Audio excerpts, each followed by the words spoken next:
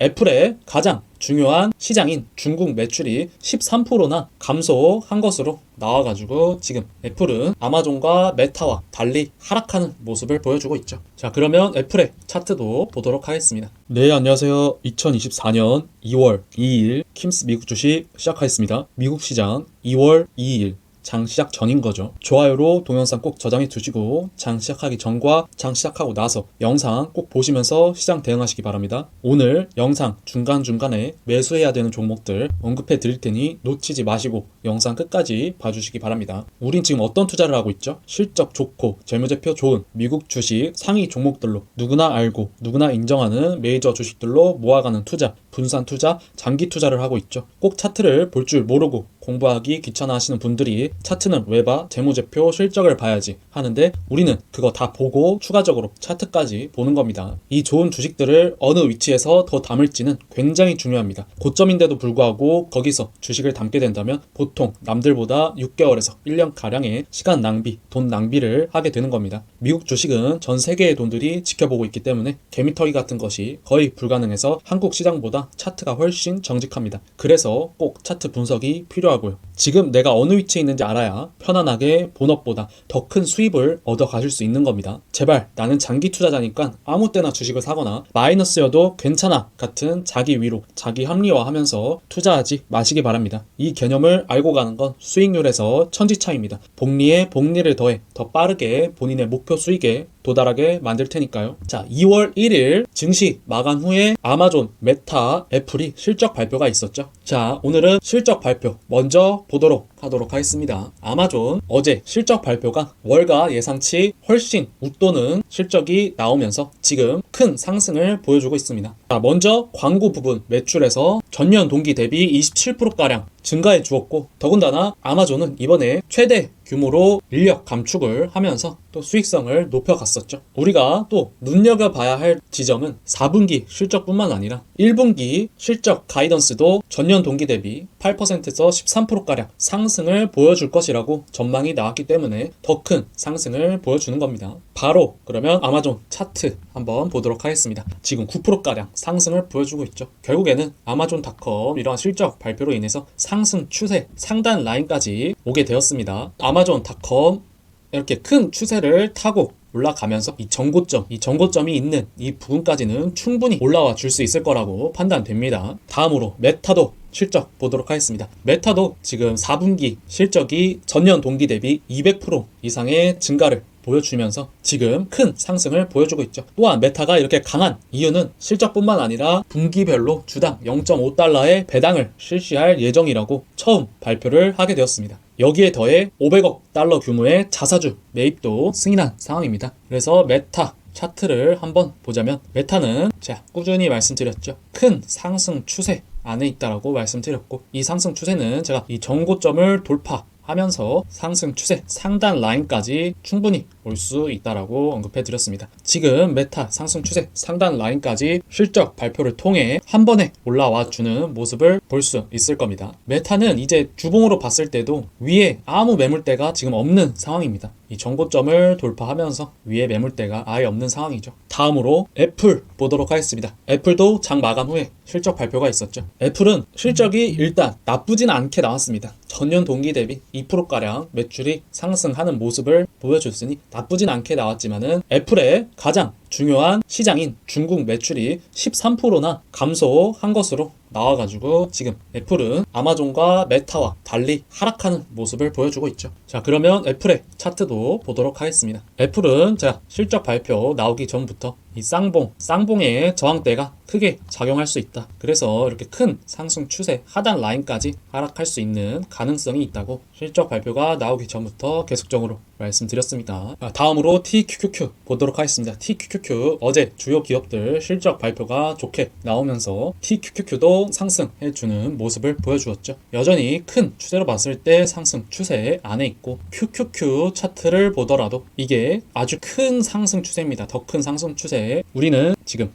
이 큰 상승 추세에서 미니 상승 추세를 보고 있는 거고 결론적으로 QQQ나 TQQQ나 가장 큰 추세도 상승 추세 그 안에서의 추세도 상승 추세 안에 있다라고 보시면 되고 지금도 위에 조금의 상승 폭이 여전히 남아있는 중입니다. 다음으로 XOXL 보도록 하겠습니다. XOXL도 마찬가지로 큰 추세로 봤을 때 상승 추세 안에 있다는 걸 확인할 수 있겠죠. 상승 추세 하단 라인에서는 매수 타점이었겠고, 최근에도 이 부분에서 매수 타점이라고 언급해 드리면서 2주 동안 55%가량의 상승을 보여. SOXL이 하나도 없다라고 하시는 분들은 지금은 완벽한 타점은 아니지만 미리 지금 533 지표가 단기 바닥에 신호를 주었으니 분할로 지금 모아갈 수 있는 위치겠죠. 가장 좋은 매수 타점은 당연히 상승 추세 하단 라인이긴 합니다. 다음으로 TMF 보도록 하겠습니다. TMF는 갈색선 121선과 초록색선 61선 부근에서 정확히 지지해 주면서 스토캐스틱도 보면은 단기 바닥, 중기 바닥, 중장기 바닥 지표가 정확히 다 바닥이라는 신호를 보여주면서 우리가 이 바닥 구간에서 매수 후 지금 연속 4일 동안 상승을 보여주고 있죠. 어제도 7%가량 상승을 보여주면서 약간 윗꼬리 달고 끝나게 된 상황입니다. 저렇게 단기적으로 조정은 나올 수 있지만 큰 그림으로 봤을 때 우상향으로 보고 있습니다. 자, 이제 맨 밑에 지표가 RSI 지표인데 RSI 지표도 지금 전혀 과매수권에 와 있지 않고 지금 열심히 우상향 중입니다. 우리는 이제 과매수권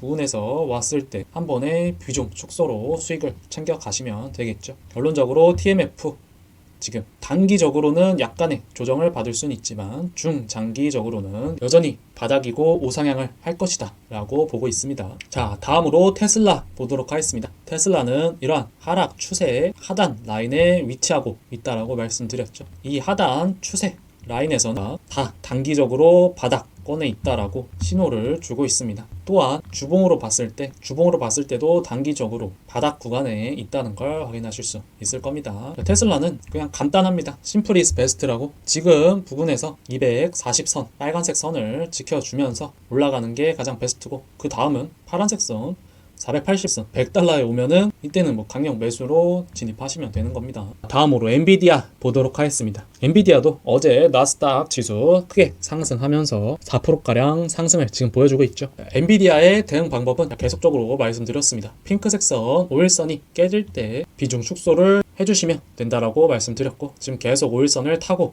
올라가고 있는 중이죠. 자, 엔비디아가 앞으로 어떻게 될 것이냐 궁금하시는 분들은 브로드컴 차트를 보시면 되겠죠. 브로드컴 엔비디아의 미래입니다. 이렇게 900달러 계속적인 저항대 900달러를 넘으면서 한 번에 더 큰 상승 추세가 만들어졌죠. 엔비디아도 그렇게 만들어질 겁니다. 계속적인 500달러 저항대를 크게 넘어주었으니 하나의 더 큰 상승 추세가 만들어지는 겁니다. 우리는 더 큰 상승 추세가 만들어지기 전인 이때 엔비디아를 계속적으로 모아간 상황이고, 500달러 밑에서 매수하신 분들은 지금 36%가량의 수익을 내면서 이 상승 추세를 계속적으로 즐기고 있겠죠. 다음으로 슈퍼 마이크로 컴퓨터 보도록 하겠습니다. 슈퍼 마이크로 컴퓨터도 지금 5일선 계속 타고 가고 있죠. 5일선이 깨질 때 비중 축소로 대응해 주시면 되고, 지금 슈퍼 마이크로 컴퓨터도 어제 10%가량 또 한 번의 큰 상승을 나와주면서 여전히 5일선 깨지 않고 있는 모습입니다. 슈퍼 마이크로 컴퓨터도 우리는 N자형 파동의 상승 초입 부근인 이 부분에서 매수를 진행하였죠. 다음으로 메러슨 디지털 홀딩스 보도록 하겠습니다. 티커 스펠링 MARA입니다. 메러슨 디지털 홀딩스는 번에서 벗어나는 걸 보고 하락할 것이라고 말씀드렸죠.